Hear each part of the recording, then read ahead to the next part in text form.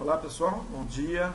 Dando continuidade à nossa aula de ontem, esse é o nosso segundo vídeo sobre noções básicas, da psicologia psico-orgânica. E como eu dizia, na medicina chinesa, antes de se fazer qualquer avaliação, nós temos que primeiro observar os detalhes do processo interrogatório, do processo da avaliação, que tem toda uma regra, Então nós temos aí, como eu falei, a inspeção, que é a observação, nós temos a audição, e a olfação, que é ouvir e sentir odores. Temos a palpação, que é a palpação de pontos de alarme, pontos de assentimentos ventrais, pontos de assentimentos dorsais, que são os famosos pontos Shu e Mu. Não esqueçamos nunca que os pontos de alarme estão nos meridianos, em cada linha do meridiano, que os pontos anteriores e posteriores do corpo são pontos que estão ligados diretamente aos órgãos, a plexos, ali na coluna vertebral, ali, tóraco-lombar, onde se forma o sistema nervoso autônomo simpático. Então toda a inervação simpática que se liga aos órgãos, e que estão relacionados com esses pulsos dorsais e os pulsos ventrais, que são os Shu e os Mu. Esclarecer aqui, mais uma vez, que nós não estamos aqui para criticar, falar de alguém que hoje ensina, mas infelizmente é um ensino deficitário, porque essa pessoa que está ensinando hoje é aquilo que não me lembro se eu comentei ontem, é que ele aprendeu há 4, 5 anos atrás com alguém, que aprendeu mais 4, 5 anos atrás com alguém, ou seja, nos últimos 15 anos foram mais ou menos 3 ou 4 gerações de novos professores. E a maioria dos professores de hoje, eles simplesmente acham que determinados assuntos não devem ser falados, ou é perda de tempo. Então ele cria algum subterfúgio para colocar no lugar.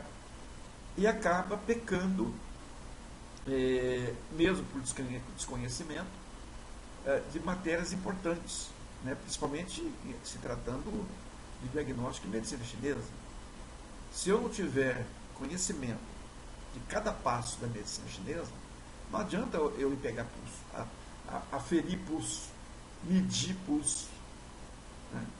Até os termos são errados. Porque eu vou medir o seu pulso. Ninguém mede pulso. Ninguém vai lá com uma fita métrica, uma trena. Mas é uma expressão, mas é uma expressão errada.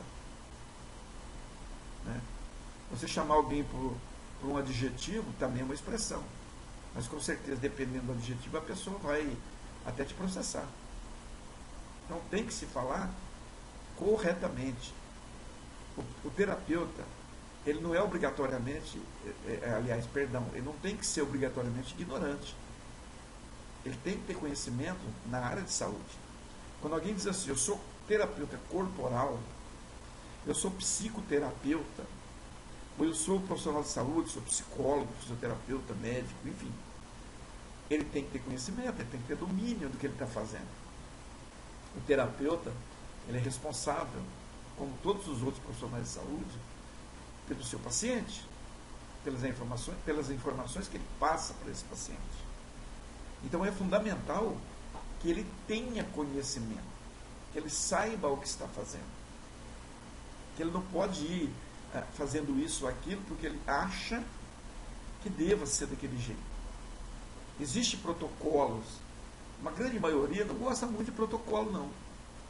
As pessoas não gostam muito de protocolo, não. Elas, porque o protocolo... Mas o protocolo é a base de tudo. Você não nasceu correndo. Quando a gente nasce, não tem todo um processo para você ficar em pé, andar e correr? A gente nasce, a gente se arrasta, nós engatinhamos, nós levantamos, nós trocamos passinhos para lá e para cá, soltamos, nos equilibramos, damos os primeiros passos até finalmente corrermos. Então ninguém nasce, sai da barriga da mamãe e já pula da mesa e sai correndo. Então isso tudo, em tese, é um protocolo. E assim em todas as áreas. Se em todas as áreas cada profissional seguisse regiamente o protocolo, e aí em cima desse protocolo ele o enriquece com os seus conhecimentos, com a sua busca, com a sua experiência, com as suas pesquisas, mas o protocolo está lá. Hoje, por exemplo, eu vou falar um pouco sobre o olho, porque as pessoas nem se tocam, né? Eu e meu cafezinho. A maioria dos alunos e professores da medicina tradicional chinesa, ou acupuntura, né? Nem fala de olho na medicina chinesa, né? Fala da língua porque todo mundo fala da língua, né? A língua, porque a língua é 100%, nada é 100%. Na análise do olho tem erro, na medicina chinesa. No pulso tem erro, na língua tem erro, na palpação, se você não souber, não estudou corretamente, não souber exatamente onde palpar, tem erro, e fatalmente o resultado, o diagnóstico também terá muito erro. E é aí que é o perigo maior. Você, em vez de estar ajudando, você vai estar prejudicando o seu cliente. Tá? Então aqui eu vou abrir aqui um livro que é o diagnóstico, né? Não sei se vocês conhecem esse livro, o diagnóstico na medicina tradicional chinesa, que na verdade é um guia geral sobre diagnóstico, né?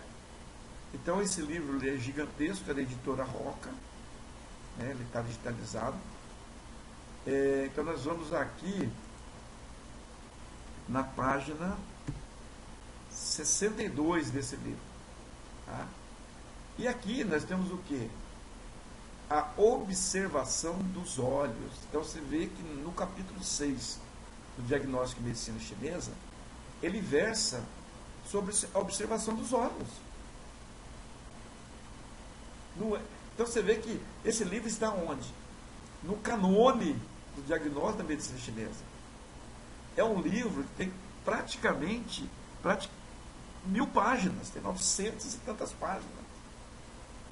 E um capítulo dele, que é o sexto, versa sobre os olhos. Eu vou aumentar um pouco mais aqui, lembra? Porque aquilo que eu disse que, infelizmente, a gente já não está com, como se diz, com uma visão muito boa, né? E obviamente aqui eu não vou, né, como se diz, ler página por página, esse tipo de coisa assim, né? A gente vai dar um apanhado aqui, vamos falar alguma coisa. O que é mais interessante, perdão, é essa relação que nós estamos vendo aqui, tá vendo? Entre os olhos e os órgãos internos. Então nós temos aqui, ó, fígado, os rins, coração, estômago e o baço, a vesícula biliar, a bexiga, intestino delgado, né? E aí vem, né, falando dos elementos, aí vem outros assuntos aí associados também ao olho, ao sistema, né, do olho. Aqui na introdução, o que a gente pode ver aqui, né? Que diz o seguinte: do ponto de vista dos 5 elementos, foi aquilo que eu comentei ontem, os olhos são os orifícios do fígado. Então veja bem, então tudo que acontece em nossos olhos, tudo,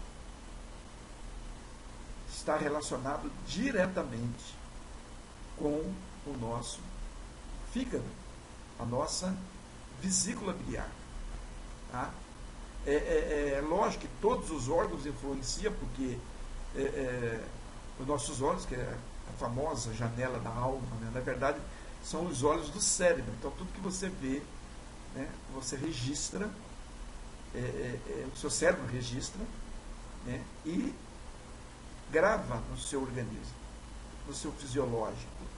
Se você sofre um trauma, isso é gravado no seu cérebro e descarregado no seu somático. Ah, mas como assim? Por exemplo, você vê um acidente que te toca. Não foi com você, mas esse acidente vai ser gravado na sua íris. Você sofreu uma perda, vai ser gravado na sua íris. Você sofreu uma agressão, vai ser gravado na sua íris. Então, tudo que ocorre no nosso organismo é literalmente gravado em nossas íris. O olho na medicina chinesa ele é observado de forma geral. Desculpa. Mas, desde a concepção, esse olho começa a ser formado. E ele fica maduro aos 8 anos de idade. Então, da concepção até os 8 anos, todas as nossas informações genéticas e o que você viveu até ali são gravados em nossas íris. A partir dos 8 começa a ser gravado todos os traumas então ocorridos a partir dos 8. Na medicina chinesa a gente consegue ver disfunções orgânicas olhando o olho como um todo, sem voltar a atenção, como na iridologia, para as partes individuais, como esclera, como a íris, como a pupila, né, que é a esclerologia, que é a iridologia, que é a pupilologia. Então, o estudo do olho ele é global na medicina chinesa. Então, você tem ali as regiões onde simplesmente dá para observar se tem ou não alguma disfunção orgânica. Ok? Então, o que acontece? Como nós vimos aqui, então todos os órgãos têm essa influência, recebem essa influência, né? Ele influencia no olho, aliás, perdão. Tá? Então, como diz aqui, portanto, como podemos ver, as essências, né? Eu vou aumentar mais aqui, porque senão vai dar problema. Depois agora ficou melhor. Né? Então, ó, como podemos ver, as essências, os fluidos de todos os órgãos internos nutrem e umedecem os olhos. Por essa razão, os olhos podem refletir o estado da maioria dos órgãos internos e não só do fígado, no qual está relacionado. Estão relacionados dentro do esquema dos 5 elementos de correspondências. Então, ou seja, se fala também de 5 elementos. Né? Eu gostaria depois, um dia, dar continuidade, de repente, aí vocês podem pedir alguma coisa relacionada à medicina chinesa, eu poderia estar falando sobre 5 elementos, né? Que é assim também, né, é uma área interessante e que se tem que ter muito conhecimento para falar sobre 5 elementos também, né? Então tem que ser estudioso, tem que estar sabendo, né, sobre essa modalidade de técnica dentro da medicina chinesa. Tá? Então aqui está falando, eu não vou ler tudo isso aqui, como eu falei, né? Então existe um livro chamado Spiritual Axis, né? Que ele fala sobre a medicina chinesa. Tá? Então ele fala das 5 rodas, né? Que tem essa correspondência com que são os olhos, né? Que é a pupila, que corresponde aos rins. Ó, isso aqui é muito importante, né? A íris correspondente ao fígado, né, a íris como um todo. A esclera corresponde aos pulmões. Os 2 cantos, né, da esclera, dos olhos, né, corresponde ao coração. As pálpebras correspondem ao baço. Né? Então, são 5 rodas. Então, ou seja, só isso aqui já dá para a gente, né, uma ideia de como a gente pode, né, vamos dizer assim, usando, né, a avaliação do olho, né? Então a gente tem que, é muito importante ter esse processo aqui, saber isso aqui, ó. Então olha lá, ó, pupila é o rim, a íris como um todo, o fígado, né? A esclera, a parte branca dos olhos, os pulmões, né?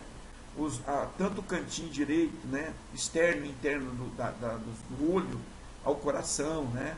Tá aqui, né? Aqui, ó, coração. E as pálpebras, né, correspondem ao baço. Ah, mas como é que eu vou ver isso? Mas tudo bem, que legal, parabéns. Né? Mas como é que eu sei que o fígado, por exemplo, olhando na íris dele, não está boa? Então, desculpa de eu fazer aqui uma analogia, mas quando a gente vai no açougue ou na peixaria comprar um peixe, o que a gente olha primeiro antes de comprar o peixe?